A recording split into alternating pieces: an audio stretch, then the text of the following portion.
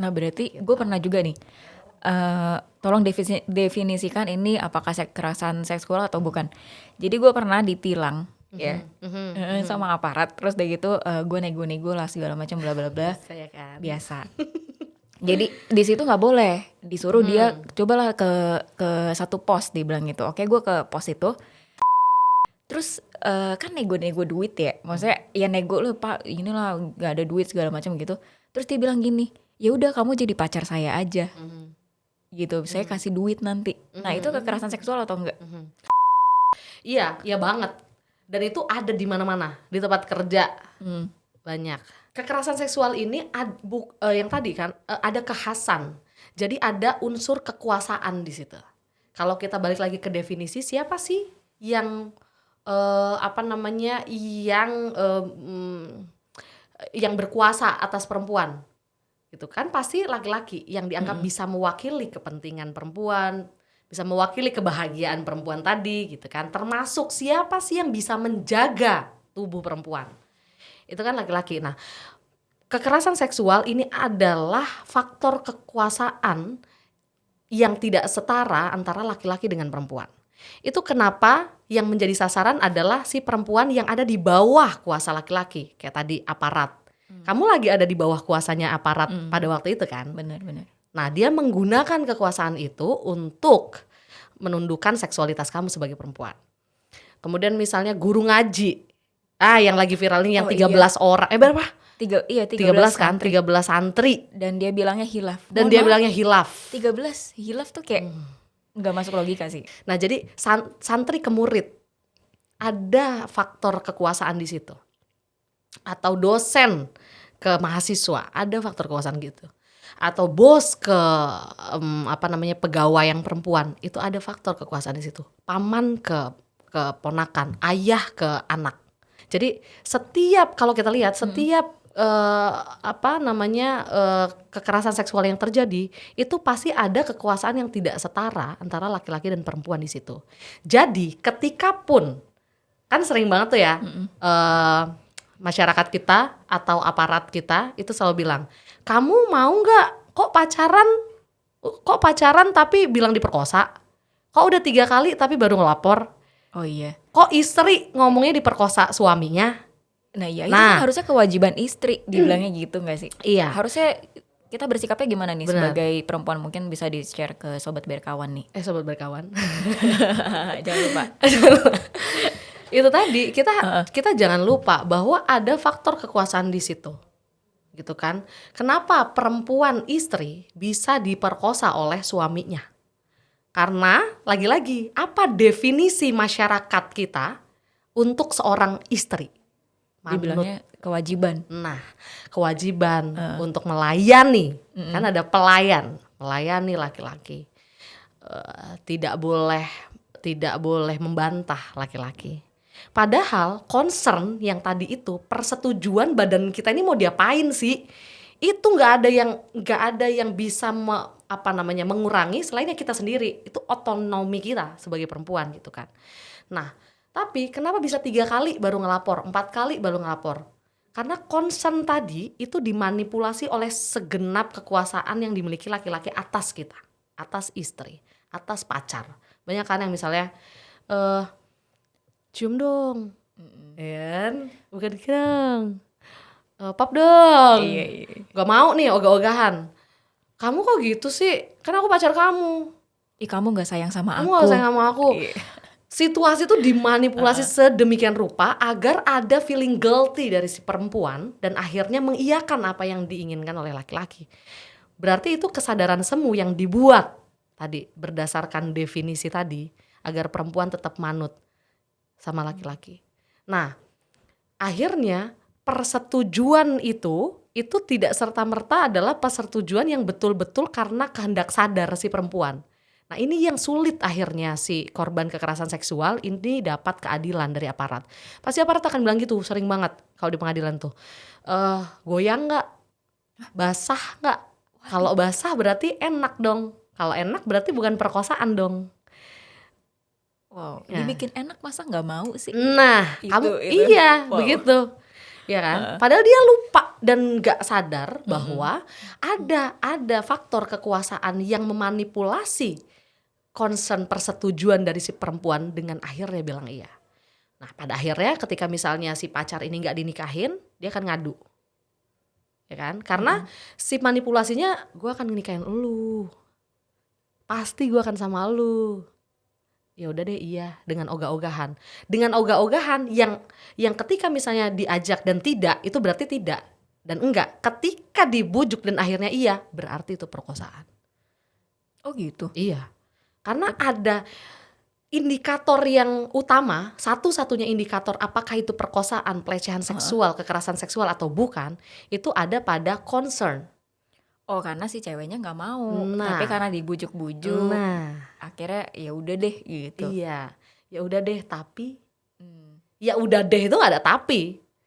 Nah, masalah concern ini sebenarnya juga jadi polemik sih.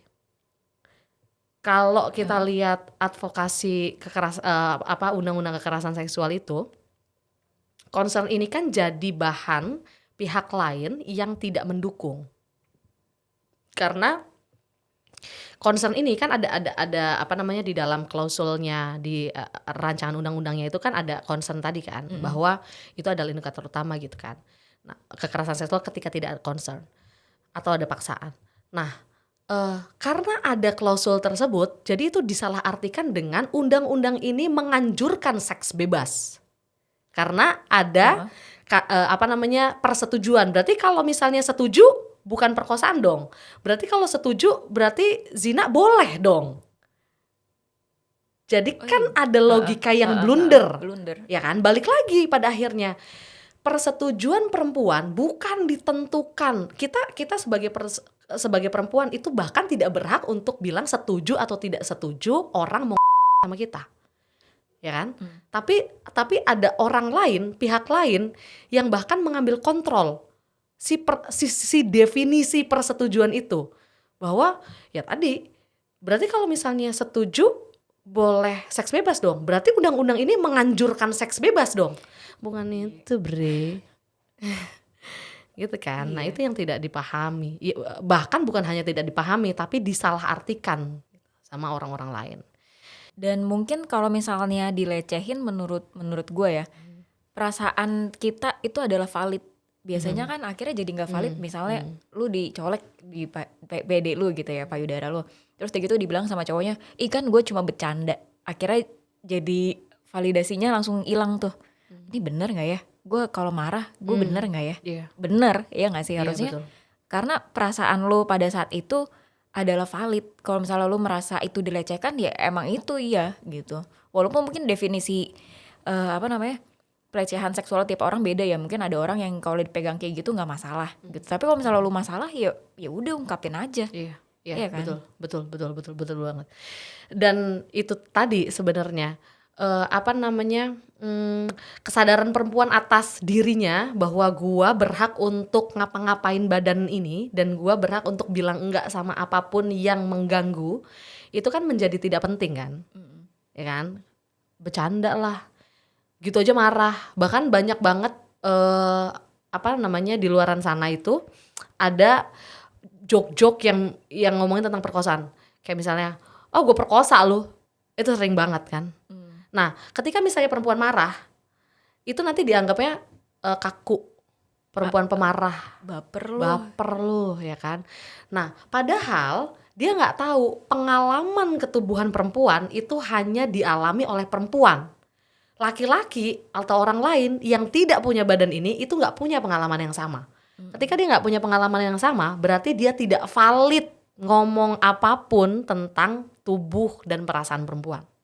Jadi ketika misalnya ada korban kekerasan seksual, bahkan dia nggak nyadar kalau dianya adalah korban, tapi kok yang tadi lu bilang, kok nggak nyaman ya, kok gue trauma ya, kok gue nggak suka ya. Nah, valid, berarti lu lagi terserang, berarti badan lu lagi dilecehkan dan lu berhak untuk ngomong. Dan orang lain yang tadi mematahkan apa yang kita bicarakan tadi, itu ya nggak valid, karena dia tidak merasakan apa yang kita rasakan kok. Iya, kan? Gitu. Nah, masalahnya kan pendapat karena tadi penyingkiran definisi perempuan tuh bukan subjek, akhirnya kan pendapat perempuan, pengalaman perempuan, pengetahuan perempuan itu nggak jadi penting buat mereka karena bisa diwakilkan oleh laki-laki. Perempuan bahagia ketika keluarganya bahagia. Tujuan perempuan adalah ketika mendapatkan suami dan anak. Tujuan perempuan bekerja adalah agar keluarganya sejahtera. Apakah perempuan berhak untuk beli lipstik? Kadang-kadang masih dinyinyirin juga. Tuh orang ya, menantu gua tuh beli lipstik harganya 200.000, anjir ngapain? Kan. Sedangkan kalau laki-laki beli game, ya wajar lah, namanya juga capek daripada dia selingkuh. Iya bener lagi. Ya kan? Kalau misalnya otomotif juga. Nah, biasanya kan hobi mahal otomotif. kan? Iya.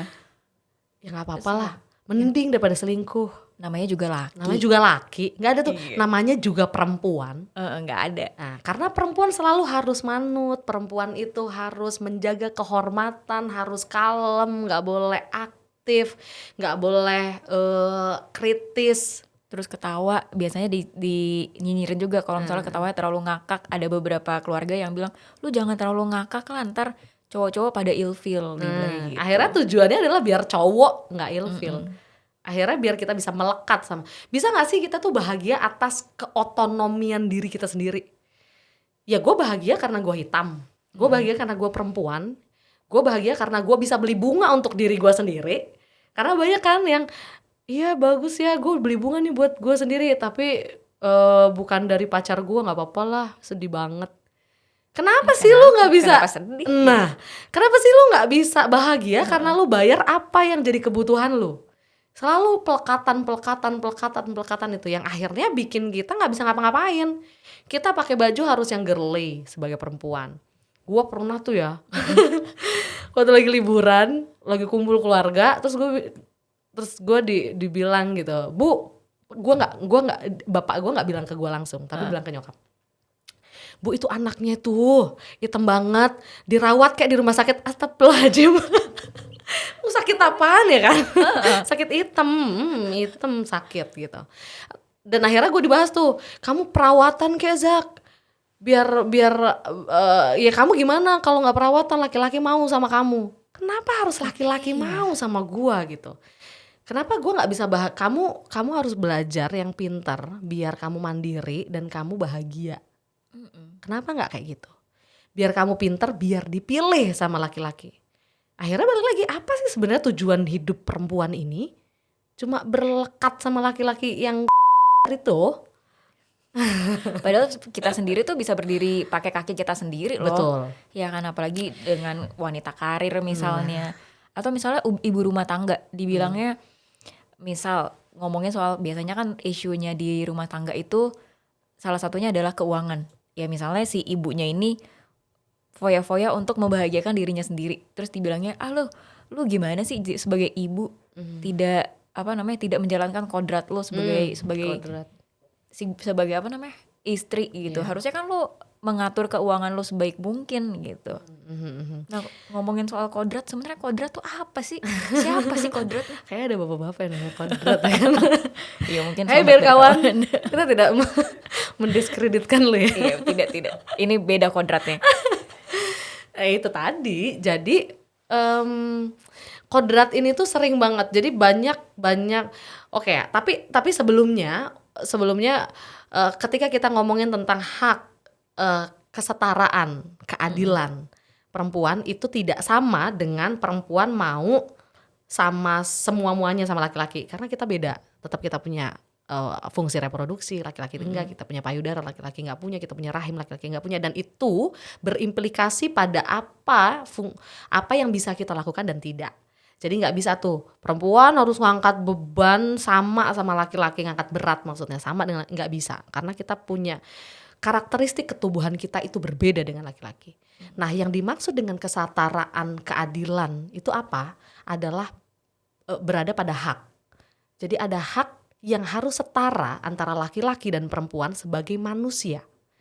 Makanya yang diperjuangkan adalah hak berbicara, hak mendapatkan pendidikan, hak bekerja, hak menikmati hasil kerja yang tadi.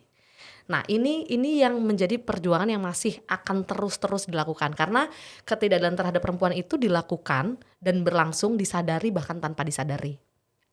Nah, kalau kita ngomongin tentang kodrat, kodrat itu kan berasal dari ajaran agama. agama manapun, kayaknya, koreksi kalau misalnya gue salah. Tapi kalau misalnya gue ngelihat di agama Islam, banyak orang yang melekatkan kodrat itu kepada perempuan hanya pada ngurusin urusan domestik, nyuci baju, ngurusin suami, ngurusin anak dan lain sebagainya, dilekatkan hanya kepada perempuan gitu. Padahal kalau kita lihat lagi definisinya, kodrat itu kan sesuatu yang melekat ya. Sesuatu yang melekat yang ada pada diri perempuan, yang tidak bisa ditukarkan antara laki-laki dengan perempuan gitu kan. Nah kalau misalnya mengurus anak, bisa gak sih dipertukarkan? Bisa sih harusnya kan. Akan jadi sakit menahun gak tuh laki-laki? Ya nggak mungkin sih harusnya ya gak sih? Iya dong. Kodrat ngurusin rumah bisa dipertukarkan gak sih sebenarnya? Jawabannya bisa. Bisa kan? Iya, cowok bisa kok nyapu, ya kan? Akan jadi sakit parah gak tuh laki-laki? Enggak akan kan. Nah berarti salah dong konsepsi kodrat yang kayak gitu. Karena kalau misalnya kita lihat lagi di Islam misalnya, Nabi ngerjain gak sih urusan-urusan domestik? Ngerjain kok. Dia jahitin bahkan bajunya istrinya, ya kan? Dia ngerjain kok. Yang ingin sebenarnya apa sih kehidupan bersuami istri ini, berpasangan ini apa sih? Adalah kesalingan, ya kan? Kenapa? Ketika perempuan menyusui, laki-laki harus mencari uang. Itu ada sebenarnya dan ayat itu sering digunakan untuk bilang kodrat tadi. Melekatkan kodrat kepada perempuan. Tuh kan laki-laki emang harusnya cari uang, sedangkan perempuan harus di rumah. Enggak. Kenapa? Karena kita harus ingat perempuan itu punya fungsi reproduksi. Ketika menikah, fungsi reproduksi itu menjadi implikasi. Ya kan? Ketika menikah kemudian berhubungan seksual, kemudian punya anak, kemudian menyusui. Kan begitu. Nah, menyusui ada nggak sih implikasinya buat badan kita? Ada dong. Sakit, lemes, lapar mulu. Hamil juga begitu, ya kan? Ketika perempuan dalam kondisi demikian harus saling dibantu. Laki-lakinya yang harus bekerja. Makanya perempuan harus cuti. Kalau nggak cuti nggak mungkin bisa. Karena perempuan masih dalam kondisi yang sangat tidak stabil, yang lemah gitu kan. Nah, di dalam ayat itu Tuhan ini ingin memberikan petunjuk bahwa harus ada kesalingan. Tidak boleh hanya dibebankan kepada perempuan. Kan intinya itu. Tapi interpretasi dari ayat itu malah berkata sebaliknya. Membuat perempuan mengalami double burden atau beban ganda. Itu adalah salah satu kekerasan. Jadi perempuan di satu sisi itu harus kodrat tadi. Bekerja di domestik, mengurus suami, mengurus anak, ngurusin rumah. Di sisi dan waktu yang sama, perempuan itu juga harus bekerja di luar rumah untuk mendapatkan upah. Iya lagi. Karena double income tuh biasanya lebih settle lah. Iya kan? Dibanding single income. Nah, kalau di solidaritas perempuan itu ngomongin ini. Tentang kapitalisme itu juga membawa dampak ketidakadilan berlapis kepada perempuan. Gitu. Jadi kenapa? Karena sekarang gak mungkin dong laki-laki doang yang kerja. Iya gak mungkin. Ya mungkin kalau misalnya lo dapet kayak yang Adri Bakri gitu ya, 7 turunan gak bakal susah gitu, mungkin oke lah ya. Tapi kan kerja. Adri Bakri kan gak ada 100-200 ya kan. Perempuan di luar gak menyalahi kodrat tuh gimana maksudnya? Iya, maksudnya ketika misalnya perempuan itu bekerja di luar, laki-laki yang tadi, masyarakat yang tadi bilang bahwa perempuan kodratnya adalah domestik tadi, ketika misalnya ada perempuan yang bekerja di luar, kenapa dia nggak gembar-gembor perempuan bekerja di luar menyalahi kodrat, maka harus balik ke dalam? Kenapa nggak kayak gitu?